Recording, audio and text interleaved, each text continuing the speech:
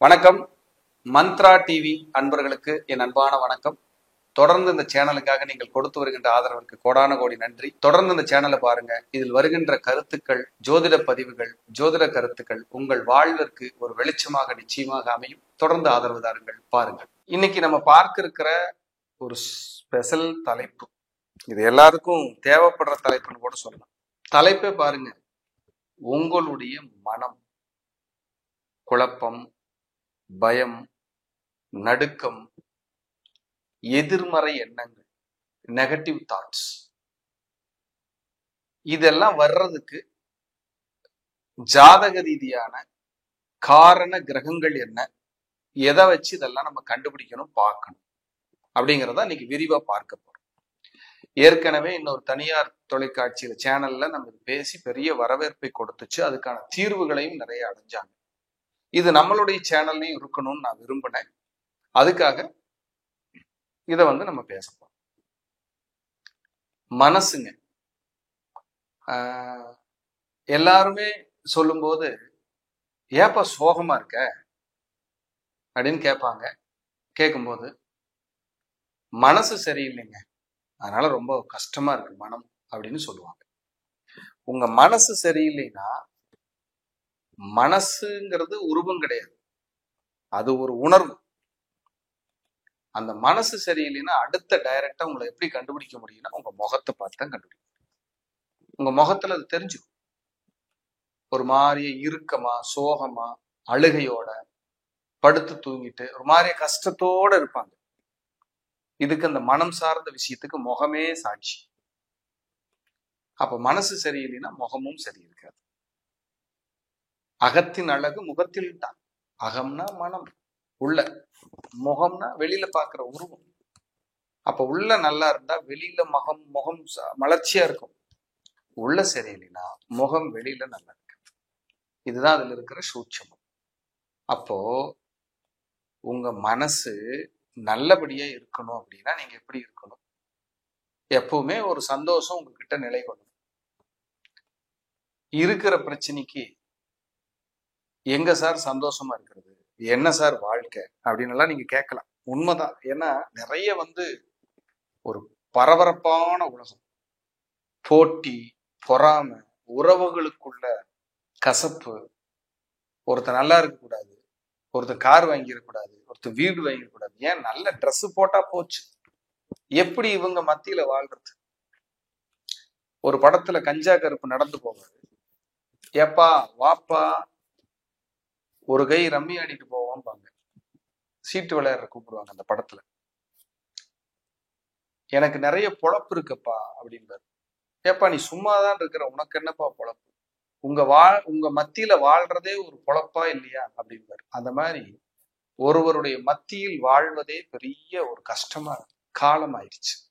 எங்க பார்த்தாலும் போட்டி, பொறாமை, அவன் கார் வாங்கிட்டான், இவன் வீடு வாங்கிட்டான், இவன் ட்ரெஸ் பண்ணிட்டான், நல்லா இருக்கான், நான் மட்டும் ஏன் இப்படி இருக்கேன்? அது அவங்கவுங்க கர்மா, அவங்கவுங்க பிராப்தம். அம்பானி தான் டெய்லி பல ஆயிரம் கோடி சம்பாதிக்கிறாரு, அதுக்கு நான் என்ன பண்ண முடியும்? இன்னொருத்தர் என்ன பண்ண முடியும்? நமக்கு என்ன பிராப்தம் எழுதி இருக்காதுதான் நடக்கும். இது மனசு காம்ப்ரமைஸ் பண்ணிக்கிட்டா வராது. அதனாலதான் பற்றற்றவர்களை நவகிரகங்கள் எதுவும் செய்வதில்லைங்கிறாங்க. எனக்கு போதும், இருக்கிறது ஓகே, வாழ்ந்துட்டு இருக்கிறேன்னா நவகிரகங்கள் எதுவும் செய்யாது. நீ எந்த பயிற்சி வந்தாலும் பயப்பட வேண்டாம், ரிலாக்ஸா இருக்கலாம். அப்படிதான் சார் சொல்லுது. நிறைய குழப்பம், எப்ப பார்த்தாலும் குழப்பம், விட்டு கொடுக்கறது இல்லை, டாமினேஷன், ஈகோ, கர்வம், கோபம், பிடிவாதம், விதண்டாவாதம், தான் நான் என்கிற எண்ணம். இத்தனை எல்லாம் இருந்த மனசு நிம்மதியா இருக்குமா? பிளஸ் பண்ணிருங்க, நல்லா இருப்பா. நீயே போய் இமயமலையில கொடியில் நிட்டுக்கனை ஆளை விட்டு வாழ்க வளர்க. நான் ஒரு சாதாரண ஆள். காம்ப்ரமைஸ் ஆயிட்டோம்னா மனசுல எதுக்கு குழப்பம், ஏன் நிம்மதி கெடுது? யோசிச்சு பாருங்க. பிறப்பும் இறப்பும் இறைவனின் செயல். நம்ம எப்ப போவோம், எப்ப இருப்போம், கடவுளுக்கு தான் சித்தம், தெரியாது. நல்ல ஆரோக்கியமா இருக்கிறான், அடுத்த வாரம் கேட்டா இல்ல சாமி போய் சேர்ந்துட்டா இருக்கிறாங்க. நிறைய அட்டூழியம் பண்றாங்க, நிறைய உணவு பழக்க வழக்கம் எல்லாம் சரியில்லை சாமி, ஆனா 75 ஆச்சு, நல்லா தான் இருக்காரு. பிறப்பும் இறப்பும் கர்மா, நம்ம கையில் இல்லை. ஒரு ஜாதகத்தில் சந்திரன் ராகு, சந்திரன் கேது, சூரியன் மனநோய்க்கு காரகர். உண்மையிலேயே சூரியன் ஒரு மனநோய்க்காரர். ஏன்னா நிறைய கற்பனை பண்ணிக்கிட்டே இருப்பாங்க. நீங்க பாருங்க, யாராவது சித்திரை மாசம் பிறந்தவங்க, ஆவணி மாசம் பிறந்தவங்க, கார்த்திகை நட்சத்திரம், உத்திர நட்சத்திரம், உத்திராட நட்சத்திரம், இவங்கெல்லாம் பாருங்க சூரியனோட ஆளுமை. இவங்கெல்லாம் கற்பனை. அது ஆயிருமா, அப்படி ஆயிருமா, வாழ முடியாம போயிருமா, குழந்தைகளை நான் எப்படி செட்டில் பண்ணுவேன், இந்த கற்பனையிலேயே இவங்க வாழ்க்கை நகர்ந்துடும். இந்த சந்திரன் ராகு, சந்திரன் கேது எது எடுத்தாலும் நெகட்டிவ் தாட்ஸ், புலம்பல். ஒருத்தர் கூட அட்டாச் ஆகாது, ஒட்டவே ஒட்டாது. அப்படி போட்டு குழம்பு குழம்பி. உங்க ஜாதகத்துல 5ஆம் அதிபதி போய் ராகு கேதுவோட சேர்ந்தாலும், 5ல் ராகுவோ அல்லது கேதுவோ, 5ல் சூரியனோ, 5ல் சந்திரனோ, 5ல் புதனோ இருந்தாலும் மனநோய் உண்டு, மன அழுத்தம் உண்டு. மனம் சார்ந்த தொந்தரவால் நீங்கள் பாதிக்கப்பட போவது உறுதி. ஏன்னா 5ஆம் இடம் தான் மனசு. மனோகாரகன் சந்திரன், புத்திகாரகன் புதன், 5ஆம் இடம் மனசு. அப்ப உங்க ஜாதகத்துல சூரியன், சந்திரன், புதன் 5ஆம் இடம் கெட்டு போச்சுன்னா மனநோய் வர்றது உறுதி.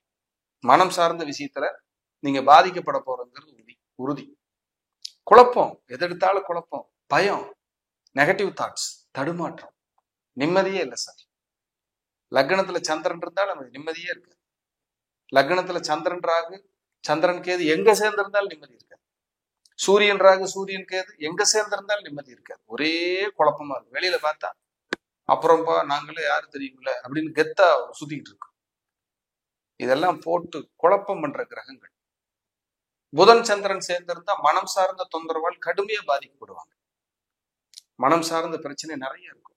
புதன், சந்திரன், சனி, கேது, சூரியன் இதெல்லாம் எங்கேயாவது ஒண்ணுக்கு ஒண்ணு ஒன்னா இருந்துச்சுனாலோ பார்த்துச்சுனாலோ பிரச்சனை உண்டு.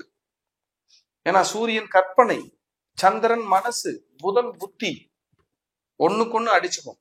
இப்ப பாருங்க, அமாவாசை பௌர்ணமி வரும்போதுல உங்களுக்கு சந்திராஷ்டமோ ஜென்ம நட்சத்திர நாள்ல எல்லாம் மனசு ஆசிலேஷனா இருக்கும், அலைபாய்.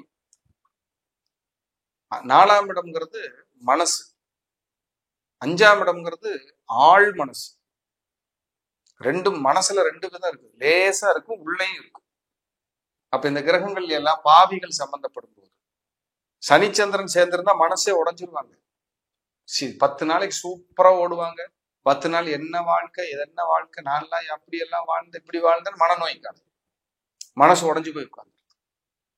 இப்படி பாருங்க நிறைய. இதுதான் குரு பார்த்தாருன்னா கொஞ்சம் காம்ப்ரமைஸ் ஆகும், கொஞ்சம் தட்டு மாதிரி மேலே ஏறிடலாம். இல்லைன்னா ஒண்ணுமே பண்ண முடியாது. 5ஆம் இடத்தை சனி பார்த்தாலும் சரி, 5ஆம் இடத்தை கேது பார்த்தாலும் சரி, 5ஆம் இடத்தை சந்திரன் பார்த்தாலும் சரி, 5ஆம் இடத்தை சூரியன் பார்த்தாலும் சரி, 5ஆம் இடத்தை புதன் பார்த்தாலும், அல்லது இந்த கிரகங்கள் எல்லாம் 5ல் இருந்தாலும் 5ஆம் அதிபதியோடு ஒன்று சேர்ந்தாலும் இவர்கள் மனம் பாதிக்கப்பட போவது உறுதி. பாதிக்காம போகாது. மனசுனால ஒரு தொந்தரவு உண்டு. மனித ஜாதியில் துயரம் யாவுமே மனதினால் வந்த நோயடான்ட்டு கண்ணதாசன். பாருங்க, நீங்க எங்க போய் துயரமா இருந்தீங்கன்னாலும் மனசுதான் காரணம்ட்டார். இதுக்கு தலை சிறந்த தீர்வு ஏதாவது இருக்கா? நிச்சயமாக உண்டு. முதல்ல சோட்டானிக்கரை பகவதி அம்மன் வழிபாடு சிறந்த பரிகாரம். குருதி பூஜையில கலந்துக்கணும். நீங்க எப்ப வேணாலும் போய்க்கணும். குறிப்பா உங்க லக்னப்படி 5ஆம் அதிபதி யாரோ அந்த கிழமையில போங்க. இல்லைன்னா ஞாயிறு திங்கள் போலாம். அதோட கும்பகோணத்துக்கு பக்கத்துல திருநீலக்குடி மனோகியநாதர் சுவாமி மனநோய் தீர்ப்பதில் வல்லவர். திருக்கோடிக்காவல் கோடீஸ்வரர், திருக்கோடீஸ்வரர் மனநோய் தீர்ப்பதில் வல்லவர். திருமுருகன் பூண்டி அவினாசி பக்கத்துல மனநோய் தீர்ப்பதில் வல்லவர் திருமுருகநாத சுவாமி. இதெல்லாம் ரொம்ப ஃபர்ஸ்ட் கிளாஸா கேட்கும். ரொம்ப நல்ல, எவ்வளவு பெரிய மன ரீதியான பிரச்சனையா இருந்தாலும் உங்களை மீட்டு கொண்டு வந்துடும். அதோட நல்ல மருத்துவத்தையும் நாடும்போது நிச்சயமாக உங்களுக்கு கைமேல் பலன் கிடைக்கும். யாரெல்லாம் மனம் சார்ந்த தொந்தரவு இருக்கீங்களோ அவர்களுக்கான பதிவு இது. மனம் சார்ந்த பிரச்சனை இருக்கிறீங்களோ அவர்களுக்கான பதிவு. நிச்சயமாக மனம் சார்ந்த விஷயத்திலிருந்து நீங்கள் முழுமையாக வெளியில் வர, முழுமையாக நீங்கள் விடுதலை அடைய எல்லாம் வல்ல இறைவனை நான் பணிவாகவும் மனப்பூர்வமாகவும் வேண்டிக் கொள்கிறேன். திங்கட்கிழமையும் ஞாயிற்றுக்கிழமையும் தொடர்ந்து நரசிம்மர் வழிபாடு பண்ணிட்டு வாங்க. ஆஞ்சநேயருக்கு திங்கள்லயோ ஞாயிறுலயோ வெத்தலை மாலை போட்டுவாங்க. 11 வெத்தலை கட்டி மனம் சார்ந்த தொந்தரவு இருந்து படிப்படியா நீங்க வெளியில வரலாம். நல்ல மருத்துவமும் பார்த்துக்குங்க. நல்ல நிலைமைக்கு வர உங்களை வாழ்த்துகிறது. வாழ்க வளர்க.